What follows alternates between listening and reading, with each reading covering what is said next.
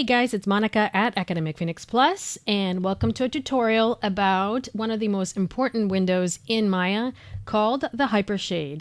I've been having a lot of requests about the Hypershade, so I'm just going to go over it with you guys to hopefully demystify this very powerful Maya window. So over here we have a chess set that I'm just kind of having fun and building for my introduction to 3D modeling class, and I'm teaching them how to create this. But I wanted to show you guys, all of my subscribers and all the viewers out there, how to use the Hypershade so that you can understand it and therefore you'll be able to use its power, because it is very powerful. So let's go ahead and get started. The window is found right up here with this little teal sphere with a white circle. Click on that and that's going to open up the Hypershade. Hypershade open in my other monitor, so I'm going to drag it into my scene here. And let's go ahead and make it larger. Now it may look overwhelming at first, but let's break it down into pieces. Over here is the first thing that you see, it's materials. So these are the default shaders that Maya provides that it needs to function. So I would encourage you guys not to delete them. Not that you can, I think. I'm going to try it. Okay, you can't. But do not touch these. You want to leave these alone. Maya really needs these. Now, a reason why is because if I select Lambert 1, for example, and then I change the color to pink, everything that I create is now pink. If I create a new cylinder, you'll see that it's pink as well, which is not really ideal. So what you want to do is keep Lambert 1 alone, as well as the particle, the shader glow, and the standard surface 1. Just go ahead and disregard those. They're very important for Maya to function correctly. Over here we have a bunch of tabs. We have textures, utilities, rendering, lights, cameras. Notice that in my cameras I do have an image plane, but you'll see that it's got the front, side, perspective, side, and top, which of course you should recognize when you click on these 4 buttons.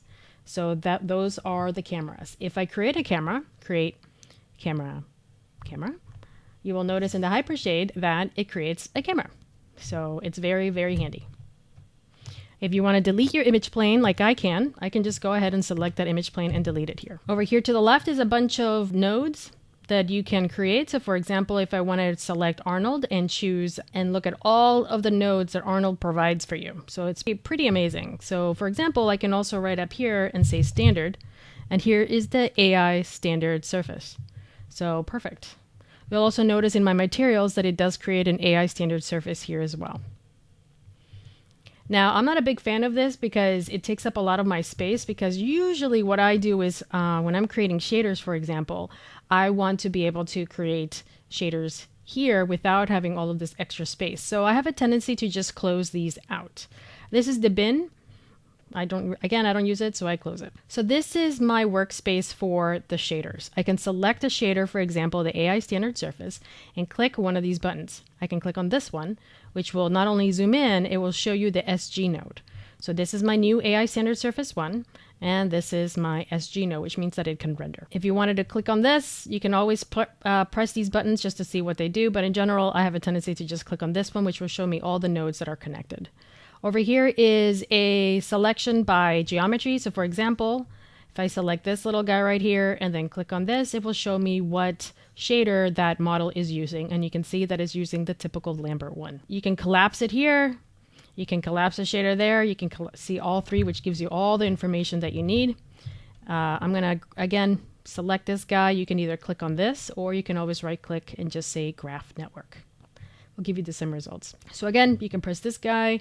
You can see that it only shows the outputs, and then you can see everything else, and then you can see everything with 4. So, but the trick to this is that if you select the shader, you can just press 1, 2, 3, 4 on your keyboard, and you'll get the same results. So I personally just do 1, 2, 3, 4. I don't think it's really necessary for me to click here. Over here to the right, we have some fun things. This is the attributes down here, so you will recognize it as well. So for example, if I select my model and do a Control A, and take a look at Lambert 1, you will see the attributes of Lambert 1. Now, it's up to you if you want to keep this. So for example, let me grab AI standard surface, and I might as well just go ahead and grab this, right click, assign existing material, choose an AI standard surface 1 on this little guy. And what's fun about the material view is that you can change it into Arnold, and it will render a preview of that shader, which is pretty powerful if you didn't want to render it through the Arnold renderer. You can choose a shader ball. You can also, let's say you're trying to build cloth. You can see what a cloth will look like. You can also see the teapot. And there's a bunch. You can see an ocean. You have an ocean splash.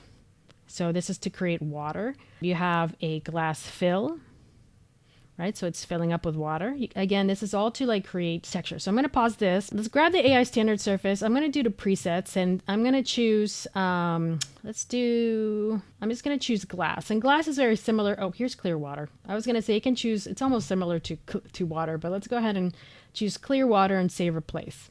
So now you can see how the shader would affect the dynamics. So again, we can take a look at ocean splash and you can see what that would look like, or we can just take a look at the ocean. So that tells you how powerful it is. There's also glass splash. So you can see that if this is what it would look like if it was a glass. You can also do hair if you ever had hair, which we'll see what happens because it seems to be killing my, there we go. So clearly glass is not great for hair. And you also notice that the rendering's taking a little bit longer. But again, it's a preview. So if I hit the pause button, you'll notice that the rendering has stopped. So this is going to be helpful in case I'm done looking at the preview. So I'm going to hit tab. If I put my mouse over this workspace and hit tab, I can type in the nodes that I'm looking for. So for example, let's say I'm looking for AI hair, standard hair. So I'm typing in hair and you can see that Arnold, which stands for AI, it has a standard hair. So let's take a look at that. And then we can see what it looks like, whoops, with this object. So I have this selected and you can see that my shader has now been applied to hair. Now this hair, the AI standard hair, does have presets. So again, I'm going to pause. I'm going to go to presets and it does have, let's say, we're going to choose the preset dark brown, and then I can see what dark brown looks like on this hair. And then you can play around with it. So again, this is a way to just preview your work. I'm going to press pause here. I'm going to grab this AI standard surface. It does have a sphere, so if you ever want to just look at it in a sphere, there you go. And then we also have a plane, so nothing much to see there. But let's go back to our shader ball so you can see the effect on the shader ball. Another cool thing about the Arnold preview here is the interior color 1, or this area. I can turn it off if I want to, so I can see it in a, just to see what it looks like. If you're interested, you can change it to neutral. So it's kind of like a grayscale. You can choose interior 2, so you can try different types of thing and see what type of effect the lighting has on the shader. I can try interior 2 neutral, so that grays it out. So it gives you some really, oh, let's do exterior. So again, the whole purpose of this is to see how your shader reacts on different types of lighting. Let's do exterior 1. We might as well go through them all just because I'm curious. Exterior 2, exterior neutral, and you can add your own if you like. So I'm going to go back to interior color 1. So we get this interior lighting with a nice light on the right. And let's have a little bit of fun. I'm going to hit tab again. Again, your mouse has to be over here. Tip, and then just let's pick another AI standard surface. There it is. Now it's getting a little busy. So what I would like to do is go, instead of using this one, which basically everything gets piled on, I'm going to create my own tab. So I'm going to hit this little guy right here, which is going to create a fresh window, which is nice. And if I double click, I can call this something. So for example, I can just call this material test. This is my new AI standard, and I'm going to click on here. Again, you can always right click on this and go to graph network. This is my AI standard 2. Oh, this is all glass. Let me assign my new one. Okay, that's better. You do not need to be looking at this window, rendering and all that stuff. You can just build your shaders here, which is really nice. So let's go to color. I'm going to click on this little output and I'm going to add cloth. So you'll notice that my AI standard surface now has a little node attached to the base color, which is called cloth, and then it has a placement node. So let's see the effect that it has on this render. So I'm going to select my placement node, and over here I can do 50 by 50, for example. Turning on numlock 50 by 50. So we're getting like this cloth feel. Now, instead of using that shader ball, I'm going to choose cloth. And you can see that even though it looked good for a second, the pattern is still too too big. So let's do 150 by 150. So now it's starting to look a little bit more like cloth. I'm going to press pause. Let's take a look at this. And I'm going to tweak a couple of things. I think my specularity is a little too bright. I'm going to go to the cloth and change the color. So instead of this, let's choose kind of like a blue. Maybe I should be watching what it does. And then that's a purple. Let's choose darker colors here. And then choose a darker one as well. Too much? Let's go lighter. Maybe slightly to the left. Something like that.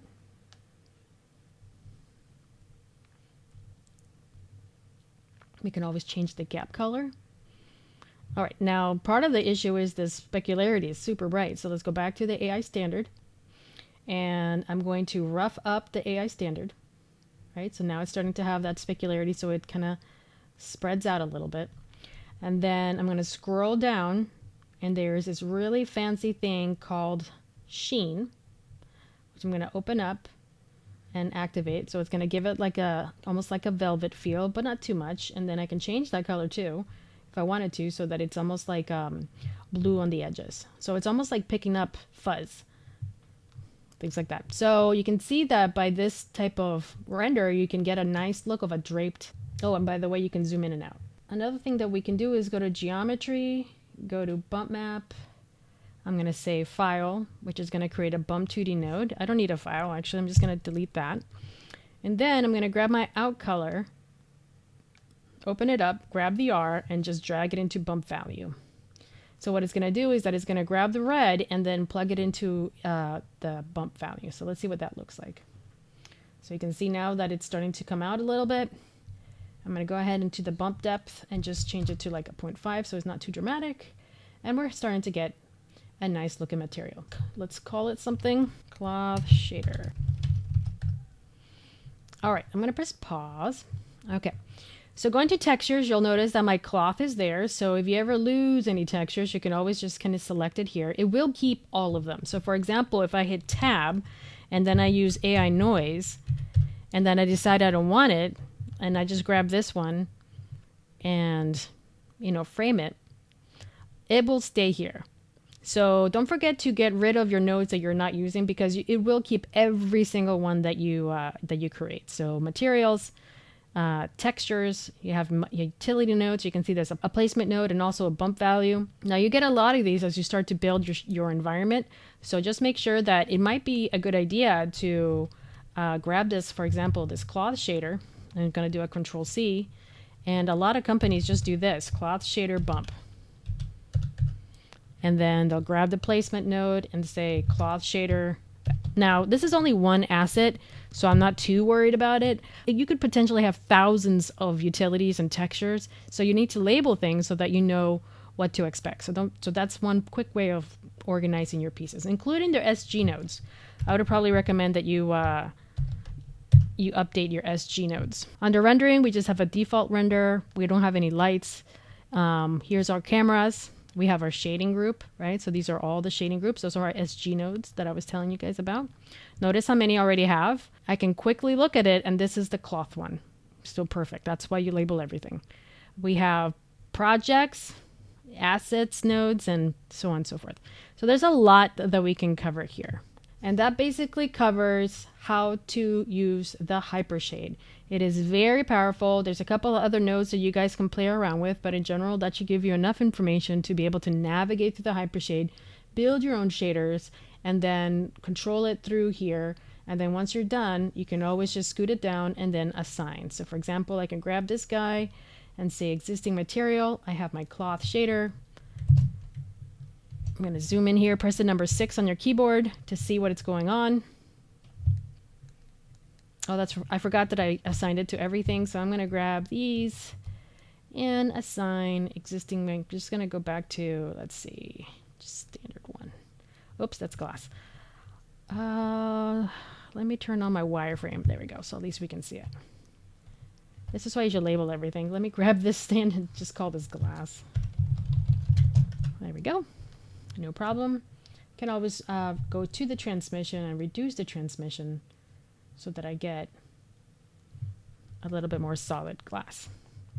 All right, I'm going to close this. I'm going to go to Arnold. I'm going to create a light, physical sky, and then let's render. Arnold, render. And there we go. I have one funny looking chess piece. Now you're going to notice that all of it looks really weird. So let me turn off the wireframe.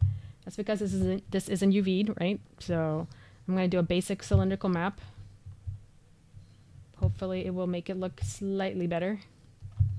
I'm just trying to blaze through this. I'm not really trying to create a finished product here. I just wanted to show you guys the Hypershade. But it's always nice to see it in there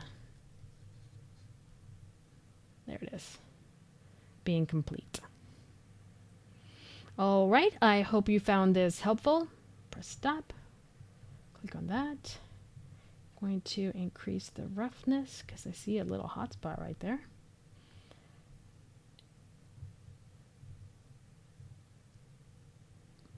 There we go. Well, I hope you found that helpful. That was a quick guide to the Hypershade. Let me know if you have any questions by leaving a comment below. And again, don't forget to take a look at academicphoenixplus.com, where you can find free downloads, free tutorials, and so much more. So take a look at academicphoenixplus.com. And don't forget to subscribe and click on that nice little bell, because it will tell you when you'll never miss a video again. Feel free to share my videos with anybody that you think this might be helpful. There's a lot of videos out there, so I really appreciate you guys watching and sharing my videos. It really encourages me to continue working on these videos. So again, thank you so much for watching. I really appreciate it, and I will see you next time.